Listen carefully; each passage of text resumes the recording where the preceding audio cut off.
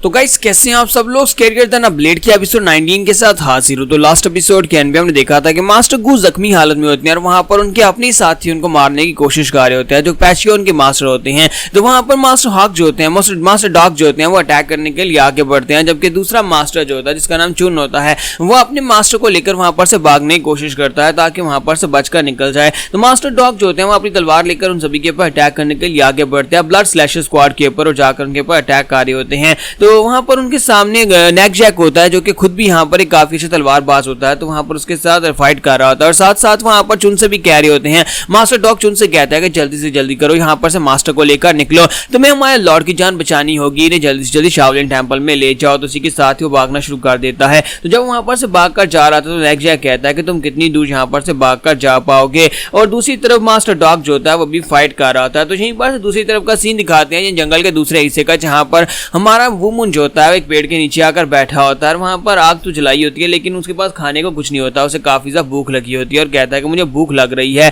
और वो iron blood से कहता है कि आयरन ब्लड जाओ ना जाओ मेरे लिए यार, कोई रैबिट पकड़ लाओ। तो उसका आयरन ब्लड जो होता है आगे से दूसरी तरफ चेहरा घुमा लेता है। तुम्हारा वुमन उसे कहता है कि मुझे पता है कि तुम कल की बात को लेकर नाराज हो क्योंकि तुम कल एक मॉन्क के सामने खरगोश पकड़कर ले आए थे और तुम्हें पता है कि मॉन्क जो होते हैं वो किसी की जान लेने नहीं देते, इसी वजह से मैंने तुम्हें थोड़ा सा डांट दिया था, लेकिन अभी तो ले आओ। लेकिन वो अपनी आंखें बंद कर लेता है। तो हमारा वुमन कहता है कि तुम तो बहुत बड़े बेवफा दोस्त निकले, तुम यहाँ पर अपनी आंखें बंद करके सोने की नौटंकी कर रहे हो कि तुम्हें मेरी आवाज ही नहीं आ रही। और इसी के साथ मास्टर चुन जो होता है वो पैचियन मास्टर गू को उठाकर वहां पर से गुजरने के लिए वहां से गुजर रहा होता है। तो जब वहां से गुजरने लगता है तो वहां पर वुमन की तरफ देखता है, वुमन उसकी तरफ देखता है और कहता है कि ये क्या, इसने एक डेड बॉडी को अपने पीछे क्यों उठा रखा है। और साथ ही चुन वहां पर से अपना रास्ता बदलता है और साइड के ऊपर जाने लगता है, फिर वहीं पर रुक जाता है और उसे कहता है लड़के मैं चाहता हूं कि तुम यहाँ पर से भागकर चले जाओ क्योंकि कुछ लोग हमारा पीछा कर रहे हैं और जब वो लोग यहाँ पर से गुजरेंगे वो तुम्हें भी मार डालेंगे। तो हमारा वुमन कहता है कि मुझे क्यों मार डालेंगे, मैंने यहाँ पर क्या किया है। तो वो उसे कहता है कि वो बहुत ही कमीने लोग हैं और वो यहाँ पर कोई भी सबूत पीछे नहीं छोड़ना चाहेंगे और वो तुम्हें यहाँ पर जरूर मार डालेंगे। तो हमारा वुमन कहता है कि मैं तो बस यहाँ पर बैठा हुआ हूँ और मैं यहाँ पर उनको क्या कह रहा हूँ जो मुझे मार डालेंगे, मुझे इस बात की परवाह नहीं है। और इसी के साथ ही मास्टर नेक जैक भी वहां पर अपने साथियों के साथ पहुंच जाता है और चुन कहता है कि लो यहाँ पर मुसीबत आ गई। और इसी के साथ नेक जैक उसे कहता है कि चुन लियोंग मुझे लगता है कि अब बस करो, बहुत हो गया और ज्यादा भागने की जरूरत नहीं है, डॉग भी मर चुका है और अब यहाँ पर तुम्हारे मरने का भी वक्त आ चुका है। जबकि चुन वहां पर सोच रहा होता है कि शाओलिन टेंपल जहां पर से बहुत ही नजदीक है लेकिन हम लोग यहाँ पर इससे आगे नहीं बढ़ पाएंगे। और इसी के साथ ही मास्टर गू को एक पेड़ के साथ उठाता है, अपनी तलवार निकालता और कहता है अब मुझे यहाँ पर फाइट ही करनी पड़ेगी। और साथ ही वो उसे कहता है कि नेक जैक इस लड़के का इस सबसे कोई ताल्लुक नहीं है, ये तो बस यहाँ पर बैठा हुआ था, तो इस लड़के को यहाँ पर से जाने दो। तो नेक जैक उसे कहता है कि इस लड़के की किस्मत का फैसला तो तभी हो चुका था जब इस लड़के ने यहाँ पर वैसे ना भागने का फैसला किया, जब तुमने इसे वार्निंग दी तब इसे यहाँ पर से भागकर चले जाना चाहिए था। अब जबकि इसने यहाँ पर हमारे चेहरे देख लिए तो इसे भी यहाँ पर मरना होगा। जबकि ये बात सुनने के बाद चुनू से कहता है कि तुम्हारे जैसे वॉरियर्स कब से यहाँ पर ऐसे लोगों को मारना शुरू कर दिया जिनको मार्शल आर्ट्स भी नहीं आती, जो कि आम बाई स्टैंडर्ड्स हैं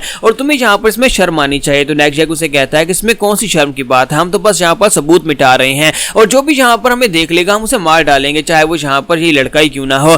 तो हमारा वुमन उनकी बातें सुन रहा था और कहता है कि जी बेवकूफ लोग क्या यहाँ पर मेरे बारे में बात कर रहे हैं कि मैं यहाँ पर जिंदा रहूंगा या मरूंगा। और इसी के साथ ही हमारा वुमन जाता है, जाकर मास्टर गू के पास चला जाता है और मास्टर गू को चेक कर रहा था कि वो जिंदा है या मर गया है। और दूसरी तरफ चुन अपनी तलवार निकालता और कहता है कि अब मुझे यहाँ पर फाइट करनी ही होगी और अपनी तलवार लेकर नेक जैक के ऊपर जाकर अटैक करता है। तो जब वो नेक जैक के साथ अपनी तलवार टकराता है तो नेक जैक भी पीछे की तरफ गिर जाता है क्योंकि चुन जो होता है वो काफी अच्छा वॉरियर होता है और नेक जैक से ज्यादा स्ट्रॉन्गर होता है। तो नेक जैक वहां पर सोच रहा था कि मेरी बटरफ्लाई डांस टेक्निक जो है ये काफी ज्यादा बेहतर है, लेकिन नेक जैक कमीने के पास भी यहाँ पर एक बहुत ही स्पेशल टेक्निक है, ब्लड फ्लो ब्लेड टेक्निक, जो कि जब भी वहां पर ब्लेड को घुमाया जाता है तो ब्लीडिंग होना जरूरी है। और इसी के साथ ही वो फिर से अपनी तलवार के अटैक के साथ हमारे मास्टर चुन के ऊपर अटैक करता है। तो मास्टर चुन पीछे की तरफ जंप करते हुए हटता है। तो नेक जैक भी वहां पर सोच रहा था कि मैं यहाँ पर क्या करूं, ये कभी पैचियन का गार्डियन कमांडर हुआ करता था, यानी कि मुझसे तो इसका ओहदा जो था वो ज्यादा पावरफुल था, इसकी पोजीशन और इसका स्टेटस मुझसे ज्यादा हायर था, इसका मतलब यह है कि मेरे पास जीतने के चांसेस कम हैं।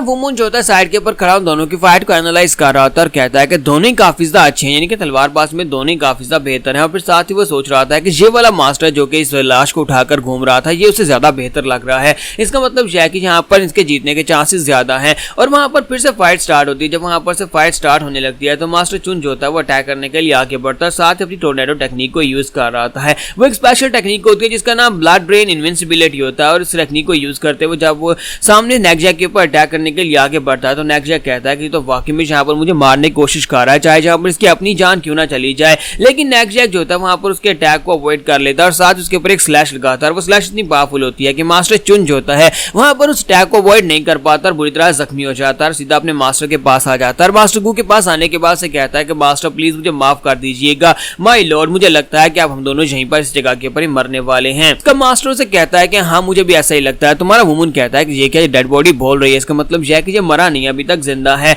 और चुन वहीं पर गिरता और कहता है कि प्लीज मुझे माफ कर दीजिएगा, मैं आपसे पहले जा रहा हूँ। और वहीं पर वो मर जाता है और उसके लॉर्ड से कहता है कि हाँ मुझे लगा ही था कि यहाँ पर मैं नहीं बच पाऊंगा, अगर मैं शाओलिन टेंपल में पहुंच जाता तो फिर मेरे बचने के चांसेस है। तो नेक्स्ट उसे कहता है कि माय लॉर्ड अब यहाँ पर आपके जाने का वक्त हो चुका है, अब आपको भी यहाँ पर मरना पड़ेगा। तो मास्टर गू से कहते हैं तो फिर ठीक है जल्दी से आओ और आकर मुझे मार डालो। और हमारा वुमन सोच रहा होता है कि यहाँ पर से दोनों यहाँ पर इसको लॉर्ड कह रहे हैं, मरने वाला भी इसे लॉर्ड कह रहा था, जिसने उसको मारा है वो भी इसे लॉर्ड कह रहा है। तो इसका मतलब तो यह है कि ये बंदा जो इसे मारने की कोशिश कर रहा है ये गद्दार है और गद्दारी जब मुझे बिल्कुल पसंद नहीं है। और इसी के साथ हमारा वुमन बहुत सा गुस्सा हो जाता है, अपने ब्लड लस्ट को रिलीज करता है क्योंकि उसे यहाँ पर गद्दार लोग बिल्कुल पसंद नहीं है। तो जैसे वहां पर नेकजैक अपनी तलवार को उठाकर मास्टर गू को मारने लगता है, उसे वहां पर साइड के ऊपर से ब्लड लस्ट महसूस होता है। तो वो कहता है अचानक से ये ब्लड लस्ट की एनर्जी कहां से निकल रही है और वो बहुत ज्यादा चौकन्ना हो जाता है, अपने आसपास देखना शुरू कर देता है और अपने साथियों से भी कहता है कि सभी लोग यहाँ पर अपने आसपास देखो, कोई तो है जो यहाँ पर है, कोई तो यहाँ पर अपने ब्लड लस्ट को रिलीज कर रहा है, सभी लोग ऑन गार्ड रहना। और सभी लोग वहां पर आसपास देखना शुरू कर देते हैं, लेकिन उन लोगों का ध्यान जहाँ पर हमारे वुमन के ऊपर नहीं होता जो कि नेकजैक के पीछे खड़ा होता है। और इसी के साथ ही नेकजैक वुमन की तरफ देखता है, जब उसकी तरफ देखता है तो वो कहता है कि ये क्या इस लड़के की बॉडी के अंदर से इतना पावरफुल किलिंग इंटेंट कैसे निकल सकता है। तुम्हारा वुमन उसे कहता है कि तुम कोई इंसान नहीं हो, अगर जहां पर एक इंसान अपने लॉर्ड के ऑर्डर्स को फॉलो नहीं करता और गद्दारी करता है तो उसे इंसान कहलाने के लायक नहीं है। और साथ ही वो अपनी बो एरो को उठाता है, उसके अंदर बिना एरो को लोड किए हुए सामने की तरफ शूट करने लगा है। तुम्हारा वुमन उसे कहता है कि तुम्हें क्या लगता है कि तुम जहां पर अपने वेपन को इस तरह घुमाकर किसी की भी जान ले सकते हो, अब यहां पर देखते हैं कि तुम मेरे अटैक को कैसे अवॉइड कर पाते हो। और साथ ही उसे सामने की तरफ एरो को शूट करता है, तो एरो बहुत बड़ी तेजी के साथ शूट होता है, तो अपनी तलवार को सामने करते हुए ना दिखने वाले एरो को ब्लॉक करने की कोशिश करता है और वहां पर किसी तरीके से वो उसको ब्लॉक कर लेता है, लेकिन उसका कंधा बुरी तरह जख्मी हो जाता है। वो ब्लड स्लैश स्क्वाड से कहता है कि सभी लोग मिलकर इसके ऊपर अटैक करो और वहां पर से 5 लोग जो होते हैं उसके ऊपर अटैक करने के लिए आगे बढ़ते हैं। तो इसी के साथ में वुमन कहता है कि तुम लोग यहाँ पर मिलकर अटैक करने वाले हो, तो देखते हैं कि तुम लोग यहाँ पर मेरे सामने टिक पाते हो या नहीं। और इसी के साथ ही वुमन अपने वुल्फ स्ट्रैप को यूज करते हुए ऊपर की तरफ जंप करता है, साथ ही सामने की तरफ एरोस को लोड करता है, 2 को वहीं पर नीचे गिरा देता है, फिर साथ ही बाकी के 2 के ऊपर अटैक करता है, वो भी गिर जाते हैं।